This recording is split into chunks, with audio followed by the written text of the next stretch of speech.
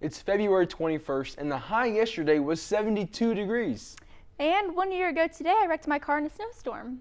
Well, I was outside building a snowman. Must have been nice.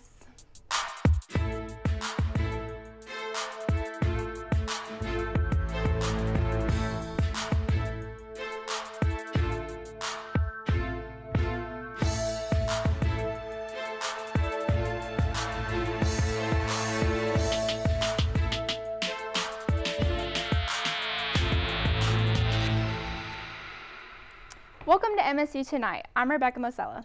And I'm Tyler Covington. Coming up on the show, we'll welcome a guest with a very special talent into the studio. We are also going to be playing a fun, messy game. But first, it's time for Hot Topics.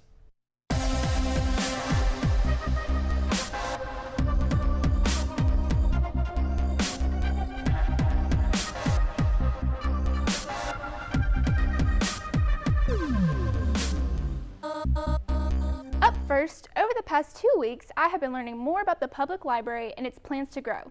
I also learned about some issues that have been prolonging the much-needed expansion. Let's take a look.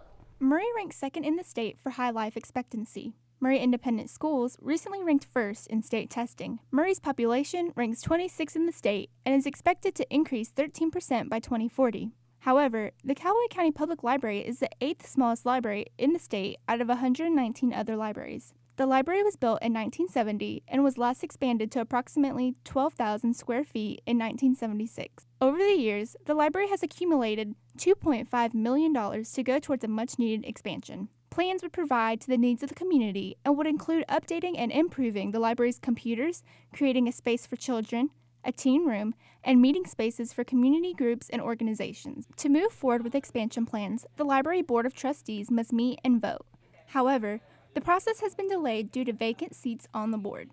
When there is a vacancy on the board can come up with 2 applications for review by Callaway County Judge Executive Larry Elkins. Although given 2 applications for review, Judge Elkins chose not to appoint any new members to fill the vacant spots. Riley Ramsey was appointed to the Callaway County Public Board of Trustees on February 2nd and attended the library's monthly meeting on February 8th. The meeting began with members of the community addressing their concerns about the prolonged situation and urged for the continuation of the expansion plans. I met up with Wesley Bolin, longtime library member and former part-time employee of the library, about his thoughts. So we've got a real need. Our current library is about 12,000 square feet, and the proposed expansion would increase it to about 28,000.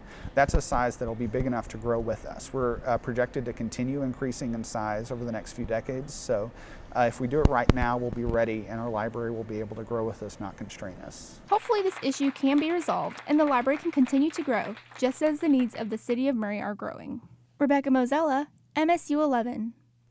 NBA AllStar Weekend took place this past weekend. Eric Gordon continued to add to his great comeback career by beating Kyrie, I believe the earth is flat, Irving, in the three-point contest with an overtime finish. The dunk contest seemed to be the only disappointment of the weekend. Glenn Robertson III won the contest.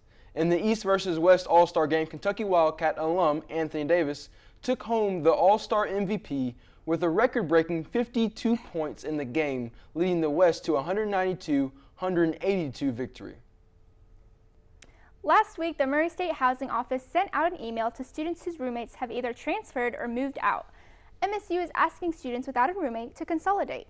The email included a list of fellow students to contact for roommate requests, along with instructions on which forms to fill out for an in-college move, college-to-college move, or a private room request.